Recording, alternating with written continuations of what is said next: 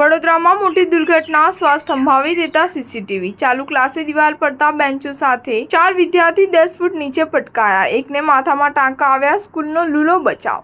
વડોદરાના વાઘોડિયા રોડ ગુરુકુલ 4 રસ્તા પાસે આવેલી શ્રી નારાયણ વિદ્યાલયમાં અચાનક એક ક્લાસરૂમની દિવાલ ધરાશાયી થઈ હતી। આથી ચાલુ ક્લાસરૂમમાંથી બેન્ચો સાથે 4 વિદ્યાર્થી 10 ફૂટ નીચે ગ્રાઉન્ડ ફ્લોર પર પટકાયા હતા। આ ઘટનામાં એક વિદ્યાર્થીને માથામાં ટાંકા આવ્યા છે, જ્યારે અન્યોને પ્રાથમિક સારવાર બાદ વાલીઓ વિદ્યાર્થીઓને ઘરે લઈ ગયા હતા। આ સમગ્ર ઘટનામાં ફાયર વિભાગ અને પોલીસ તાત્કાલિક સ્થળ પર પહોંચ્યું હતું અને વધુ તપાસ હાથ ધરી હતી। જોકે સદનસીબે આ દુર્ઘટનામાં કોઈ વધારે જાનહાનિ થઈ નહોતી, જ્યારે આ ઘટનાના સીસીટીવી પણ સામે આવ્યા છે। આ ઘટનામાં કપુરાઈ પોલીસે હાલમાં ઇજાગ્રસ્ત બાળકના પિતાની જાણવાજોગ ફરિયાદ લીધી છે અને વધુ કાર્યવાહી હાથ ધરી છે।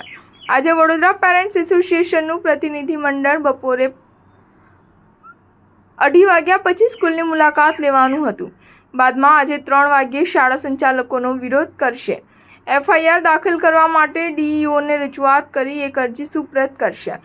જોકે આજે સ્કૂલ સંચાલકો દ્વારા કાટમાળ હટાવવાની કામગીરી હાથ ધરવામાં આવી છે। આજે સ્કૂલમાં સંચાલકો નિરીક્ષણ કરતા નજરે પડ્યા હતા। ગઈકાલે બપોરે વડોદરામાં નારાયણ વિદ્યાલયની દિવાલ ધરાશાયી થવાની ઘટના બની હતી, જેના શોકિંગ સીસીટીવી સામે આવ્યા છે।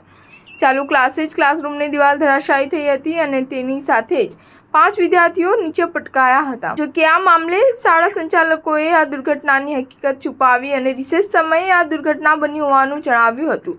સંચાલકોએ માત્ર એક જ વિદ્યાર્થીને ઈજા થઈ હોવાનું જણાવી મીડિયા અને વાલીઓને ગેરમાર્ગે દોર્યા હતા। જોકે સીસીટીવીએ નારાયણ વિદ્યાલયના સંચાલકોના જૂઠાણાની પોલ ખોલી નાખી। 4 ન્યૂઝ 7 હંમેશા સચ્ચાઈની સાથે।